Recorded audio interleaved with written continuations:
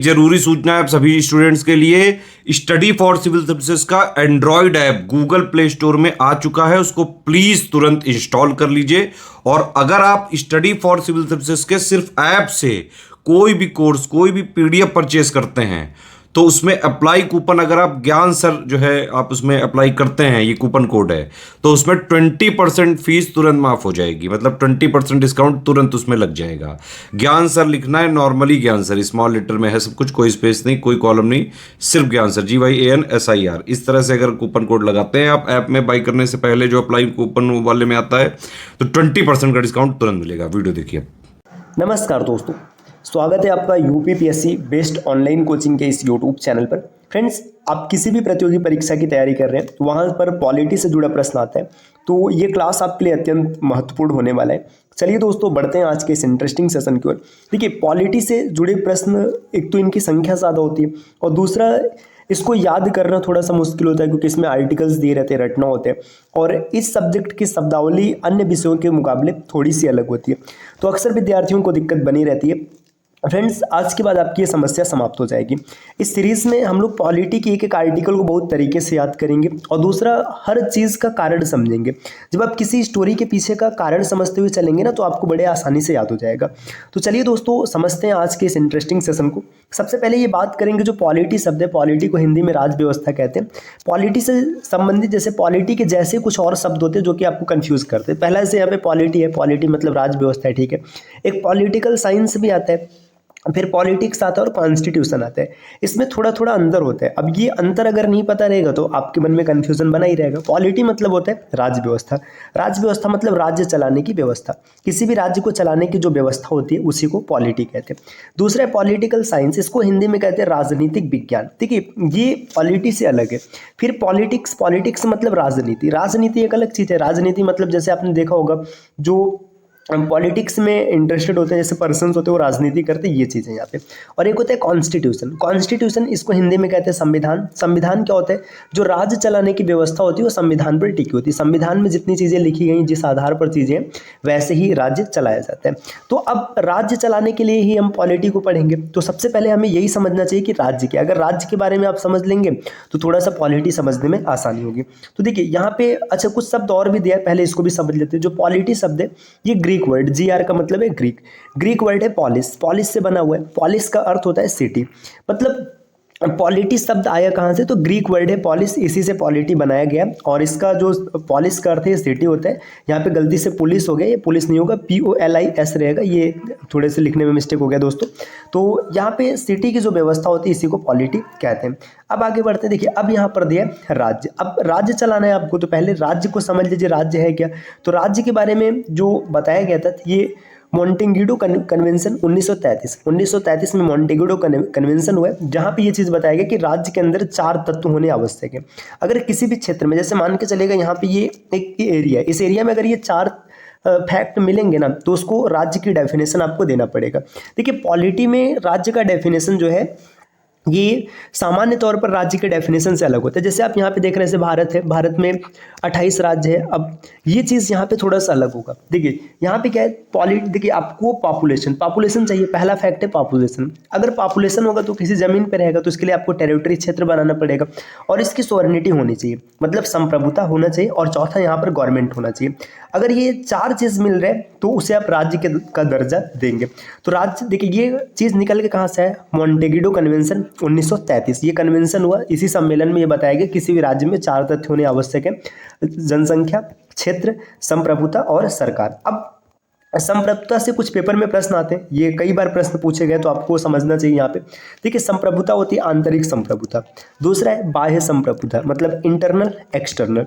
तीसरा है नॉमिनल। अब ये पेपर में ऐसे प्रश्न बनता है कि जो नॉमिनल सॉवरेनिटी है, ये मतलब इसका दर्जा किसे दिया जाता है? तो नॉमिनल सॉवरेनिटी होते हैं राष्ट्रपति, मतलब नाम मात्र का जो संप्रभुता है राष्ट्रपति के पास है। पॉपुलर मतलब लोकप्रिय या प्रसिद्ध। ये जनता, मतलब जिस देश की संप्रभुता होगी उसकी जनता की बात करेंगे। हम लोग भारत के हैं, भारतवासी हैं, तो इस वजह से यहाँ पे भारत की जनता मैंने लिख दिया, बाकी जनता जहाँ का संविधान होगा वहाँ की जनता। और रियल, वास्तविक, ये प्रधानमंत्री। देखिए, ये भारत के संदर्भ में लिखा गया है। और लीगल मतलब कानूनी, तो कानूनी संप्रभुता संविधान के पास होता है। अब पेपर में अगर कभी भी प्रश्न बन जाए कि नॉमिनल सोवरेनिटी, तो ये राष्ट्रपति होंगे, रियल सोवरेनिटी प्रधानमंत्री होंगे, पॉपुलर सोवरेनिटी भारत की जनता रहेगी, और लीगल में कॉन्स्टिट्यूशन मतलब संविधान आ जाएगा। आगे बढ़ते हैं। अब देखिए यहाँ पे कॉन्स्टिट्यूशन की बात किया जा रहा है। कॉन्स्टिट्यूशन मतलब संविधान। संविधान दो तरीके का हो सकता है, एक लिखित संविधान और दूसरा अलिखित संविधान, रिटन या फिर नॉन रिटन। जो भारत का संविधान है ये लिखित है। जैसे भारत में लिखित संविधान है, वैसे अमेरिका में भी लिखित संविधान है, रूस में भी लिखित संविधान है, दक्षिण अफ्रीका में भी लिखित संविधान है। जैसे जब आप बताएंगे कहीं पर कि संविधान लिखित और अलिखित दो प्रकार का हो सकता है, तो वहाँ पे आपसे एग्जाम्पल्स कहा जाएगा कि आप बताइए भाई कहाँ कहाँ का संविधान लिखित है, तो ये कुछ देशों के नाम आपको याद रखना चाहिए। इसी प्रकार कुछ देश ऐसे हैं जहाँ पे अलिखित संविधान होता है, जैसे ब्रिटेन हो गया, कनाडा हो गया, सऊदी अरब हो गया, न्यूजीलैंड हो गया, तो यहाँ पे अलिखित संविधान चलता है। देखिए ब्रिटिश में 1215 किंग जॉर्ज के द्वारा मैग्ना कार्टा मतलब जब लिखित संविधान आया, तो यही मैग्ना कार्टा है। ये पूरी दुनिया का सबसे पहला संविधान माना जाता है, क्योंकि ये 1215 में ये लागू किया गया था। इसी को मैग्ना कार्टा ब्रिटेन भी कहा गया था। तो ये मतलब अलिखित है, तो इस वजह से यहाँ से पेपर में प्रश्न नहीं आते। पेपर में प्रश्न ये आता है कि सबसे पहला लिखित संविधान कौन है, तो संविधान से जुड़े कुछ प्रश्न पेपर में देखने के लिए मिलते हैं। देखिए सबसे पहले पूछा जाएगा सबसे बड़ा संविधान, चाहे आप शब्द की दृष्टि से देखिए या फिर अनुच्छेद की दृष्टि से देखिएगा, ये भारत का ही संविधान है। तो शब्द तो नहीं पूछा जाता है कि पेपर में भारत के संविधान में कितने शब्द हैं, लेकिन अनुच्छेद पूछ लिया जाता है। तो आप कमेंट करके जरूर बताइएगा दोस्तों कि भारत के संविधान में कितने अनुच्छेद हैं। अभी ये सब विस्तार से हम लोग पढ़ेंगे, यहाँ पे बस ऐसा इंट्रो देखना है क्योंकि ये पहली क्लास है। दूसरा सबसे छोटा संविधान। अगर सबसे छोटा संविधान पूछेगा तो देखिए शब्द की दृष्टि से मोनाको का संविधान, जिसमें 3814 शब्द हैं। ये देखिए कभी संविधान संशोधन होता है, कुछ नए तथ्य जुड़ते हैं, तो शब्द यहाँ पे बदल जाते हैं। पहले 3104 हुआ करता था, तो ये 3104 लिखा गया था, लेकिन अब 3814 है, तो इस वजह से 3814 कर दिया गया। इसमें अगर आपसे पूछ लेगा कि कितने अनुच्छेद है, तो 97 अनुच्छेद है। कहीं कहीं आपको 96 भी देखने के लिए मिलेगा, ये 97 अपडेटेड है, तो आप याद रखिएगा। अमेरिका का संविधान सबसे छोटा संविधान माना जाता है अनुच्छेद की दृष्टि से, इसमें सिर्फ 7 अनुच्छेद है। और शब्द की बात करेंगे तो लगभग 7000 प्लस शब्द है। आप ऐसे मोटा मोटा याद रखिएगा, डायरेक्ट आपसे कभी नहीं पूछेगा कि आप शब्द बताओ। हाँ, अगर सबसे पुराना संविधान ये पूछा जाए कि सबसे पुराना संविधान क्या है, तो सबसे पुराना संविधान अमेरिका का है। यहाँ पे 2 डेट देख सकते हैं, 17 सितंबर 1787 को इसका मसौदा तैयार किया गया था और लागू किया गया 4 मार्च 1789 को। तो दोनों डेट आप याद रखिएगा। अगर कभी आपसे पूछ ले कि अमेरिका का संविधान कब लागू किया गया था, तो 4 मार्च 1789 और मसौदा इसका तैयार हुआ 17 मार्च 1787। सबसे नया संविधान देखिए क्यूबा का है 2019 में। ऐसे तो क्यूबा का संविधान 1940 में ही लागू किया गया था, लेकिन फिर बाद में क्या हुआ कि 2018 में इसे मतलब संशोधित किया गया। संशोधित मतलब पूरी तरीके से संविधान बदलने का प्रस्ताव चला, तो 2019 में ये नया माना जाता है। अब अगर आप पेपर में बैठे और वहाँ पे MCQs है मतलब मल्टीपल चॉइस है, और वहाँ पे क्यूबा ऑप्शन नहीं दिखता है, तो आपको नेपाल टिक करना पड़ेगा, क्योंकि क्यूबा से पहले नेपाल 2015। तो सबसे नया संविधान अगर क्यूबा ऑप्शन में दिखता है तो क्यूबा आपको टिक करना होगा, और अगर क्यूबा नहीं दिखा तो नेपाल को आप टिक कर सकते हैं। 2015 इसका सही उत्तर होगा। अब इसके बाद देखिए, अगर कभी भी संविधान तैयार करना है तो संविधान का निर्माण होगा संविधान सभा के द्वारा। जब संविधान सभा बनेगी, कॉन्स्टिट्यूशनल असेंबली, वो संविधान का निर्माण करेगी। तो विश्व में सबसे पहले अमेरिका का संविधान बना है, तो सीधी सी बात है कि भाई अमेरिका में सबसे पहले संविधान सभा आया होगा। इसके बाद फ्रांस में संविधान सभा आया। अब भारत की ओर आते हैं, क्योंकि हम लोग भारत की बात कर रहे हैं। भारत में संविधान निर्माण की आवश्यकता ही क्यों पड़ी भाई? भारत में क्या रहा कि संविधान की आवश्यकता पड़ी?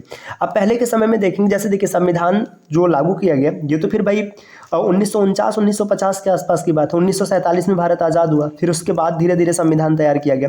तो इससे पहले भारत कैसे चलता था? संविधान की आवश्यकता नहीं थी। अच्छा, आप कहेंगे कि अंग्रेज शासन करते थे, तो अंग्रेज जब शासन करते थे तो अंग्रेज 1600 में भारत आए थे, और उसके बाद उनका शासन भी डायरेक्ट नहीं चालू हुआ था।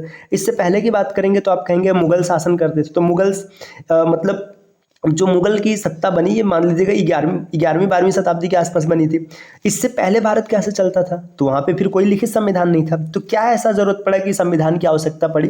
तो इसकी कहानी हम लोग अगली क्लास में समझेंगे विस्तार से। हाँ, एक चीज़ आप समझ सकते, देखिए ब्रिटिश ईस्ट इंडिया कंपनी, जो ब्रिटिश ईस्ट इंडिया कंपनी है, जब ये भारत में आई है ना, तो ये पहले व्यापार करने के उद्देश्य से आई थी। तो ये व्यापार करती है, ये सब अपनी जगह हम लोग इतिहास में पढ़ेंगे। लेकिन जब इसका निर्माण हुआ था, तो निर्माण के समय ना अकबर का शासन था। ये कई बार प्रश्न बन जाता है कि ब्रिटिश ईस्ट इंडिया कंपनी का जब निर्माण हुआ था तो भारत में किसका शासन था? अकबर का शासन था, और ब्रिटेन में एलिजाबेथ का शासन था। इसके बाद एलिजाबेथ की मृत्यु हो जाती है। फिर वहाँ से जो प्रिंस होते हैं वो राजा बनते हैं, नाम नहीं याद है दोस्तों मुझे अभी। तो क्या करते हैं कि मतलब कंपनी को भारत भेजते हैं, और जब कंपनी रास्ते में होती है तो बीच में अकबर की भी मृत्यु हो जाती है। तो यहाँ पे जहांगीर का शासन होता है। तो ये दोनों प्रश्न बन जाते हैं कई बार कि जब निर्माण हुआ था तो निर्माण के समय किसका शासन था? तो ब्रिटिश ईस्ट इंडिया कंपनी के गठन के समय अकबर का शासन था, और जब ये कंपनी भारत आई थी तो उस समय जहांगीर का शासन था। अब देखिए, कंपनी आती है, कंपनी व्यापार करती है, फिर धीरे धीरे भारत पे कब्जा करती है। आपने प्लासी का युद्ध ये जरूर सुना होगा 1757 में। फिर बक्सर का युद्ध, प्लासी और बक्सर का जैसे ही बक्सर का युद्ध होता है भारत में पूरी तरीके से कंट्रोल कर लेते हैं। तो इन सब चीज़ों की चर्चा हम लोग अगली क्लास में करेंगे, और संविधान सभा से संबंधित महत्वपूर्ण तथ्य जो इसके बारे में समझेंगे। ये क्लास दोस्तों आपको लगातार मिलती रहेगी। अगर आप किसी भी एग्जाम की प्रिपरेशन कर रहे हैं तो अच्छी खासी आपकी हेल्प हो जाएगी। तो लगातार ऐसे वीडियो देखने के लिए चैनल को सब्सक्राइब कीजिएगा। मिलते हैं आपसे नेक्स्ट वीडियो में कुछ नए इन्फॉर्मेशन के साथ। तब तक के लिए नमस्कार।